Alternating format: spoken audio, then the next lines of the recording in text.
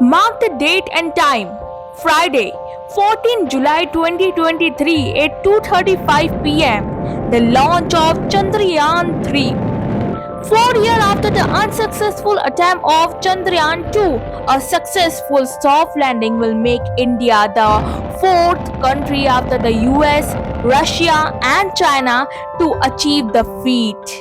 Chandrayaan 2 unsuccessful कैसे हुआ, ये फेल हुआ क्यों और सॉफ्ट लैंडिंग होती क्या है भला?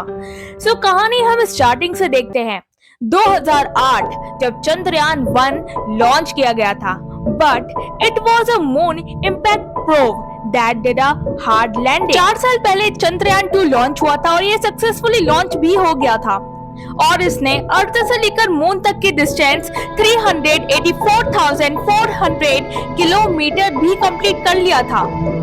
But during the landing attempt of Chandrayaan 2, the lander named Vikram encountered an issue that led to the failure of the mission. वैसे किसी को इसका एग्जैक्ट कॉज नहीं पता कि चंद्रयान 2 फेल क्यों हुआ था, क्योंकि इसे अभी तक डिस्क्लोज नहीं किया गया है इसरो के द्वारा। But it is believed that a software glitch or an issue with the navigation system might have played a big role in the failure of Chandrayaan 2. Basically, Chandrayaan 2 का प्लान ये था कि विक्रम रोवर को भेजा जाए मून पर for surface for 14 days and send us the information. But the mission was left incomplete due to the failure of communication devices. Or now, the Chandrayaan 3 was rectifying these mistakes. There's one special thing about Chandrayaan 3, and that is its landing location. Earth and Moon are in one-sided relationship. It means Earth को सिर्फ और सिर्फ moon का आधा हिस्सा ही दिखता है और आधा हिस्सा नहीं दिखता है. And the 41% of the moon remains hidden from the Earth. Now let's talk about the location of the Chandrayaan 3 कि मून पे कौन से part of the moon Chandrayaan 3 land होगा. So for the moon, the south pole region has been chosen because the lunar south pole remains much larger than that at the north pole. Similarly, there are the large craters on the south pole of the moon, where sunlight has not reached for billions of the years. By studying these craters, we can get important information about the origin of our solar system. और ये भी believe किया जाता है कि इस craters में पानी पाया गया है, वो भी थोड़ा बहुत नहीं, 100 million tons of waters. It is thought to be the source of essential resources like hydrogen and ammonia, methane, sodium, mercury, and silver. This location can become an important spot for upcoming space mission. Now let's talk about the time of the Chandrayaan.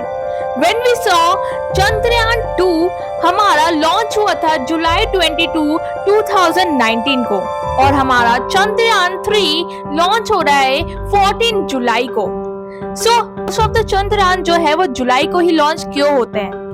Let me tell you, अर्थ और moon की distance कम होती है. When will Chandrayaan 3 reach the moon? Approx 42 days लगेंगे चंद्रयान को moon तक reach करने में. And basically ये अगस्त 23 और 24 अगस्त तक ये एक्सपेक्ट किया जा रहा है एक soft landing on the moon. Now what is the cost of Chandrayaan 3? Chandrayaan 3 को बनाने के लिए जो बजट लगा था वो रुपीज है 615 करोड़ और in dollar 75 million dollar. ISRO ने अपने एक ऑफिशियल प्रेस नोट में ये बताया कि Chandrayaan 3 will be launch by LUM-3 rocket. Yes guys, you guessed it right, ये वही रॉकेट है जिसमें 2019 में चंद्रयान 2 को सक्सेसफुली लॉन्च किया गया था. तब इसे GSLV Mark 3 बोलते थे. एंड अकॉर्डिंग टू इसरो हम चंद्रयान 3 को Satish Dhawan space centre SDSC Harikota से लॉन्च किया गया है. चंद्रयान 3 का बजट जो था वो 650 करोड़ था. अब हम लोग स्पेस प्रोग्राम बजट डाटा देखें. We have been increasing the budget of our space program. But हम लोग स्पेस प्रोग्राम में इतना पैसा खर्च कर क्यों रहे? इसमें अपना फायदा है तो है क्या? ये सैटेलाइट्स हमें हेल्प करती है अपने नेबर कंट्री चाइना पे नजर रखने में। जैसे कि चाइना हमारे इंडिया के एक एक छोटे छोटे लैंड को ग्रेजुअली स्टील कर रहा है by the onion slicing method. और ये इंफॉर्मेशन मुझे कैसे पता चला? ये हम इंडियंस को पता चल गया था by the ISRO's satellite. ISRO satellites give us timely warning. Due to the information from these satellites, 11.5 lakh people were safe evacuated from Orissa. ISRO give us data after studying our geography, and using this data, we can give guidance to the farmer. And by getting information about earthquake, cyclone and flood in advance, we can better prepare and reduce the damages. And all this is possible because of our satellites. यदि satellites नहीं होती तो हमें पता नहीं होता कि earthquake कब आ रहा है, साइक्लोन कब आ रहा है, फ्लड कब आ रहा है, और ऐसे कई पॉपुलेशन, हमारे इंडियन पॉपुलेशन कम हो जाती और बहुत सारे डैमेजेस हो सकते थे। बट हमारी सैटेलाइट्स ने हमें इसे पॉसिबल नहीं होने दिया। India was set for its third mission on the moon, wishing our scientists at ISRO all the very best for the launch of Chandrayaan 3.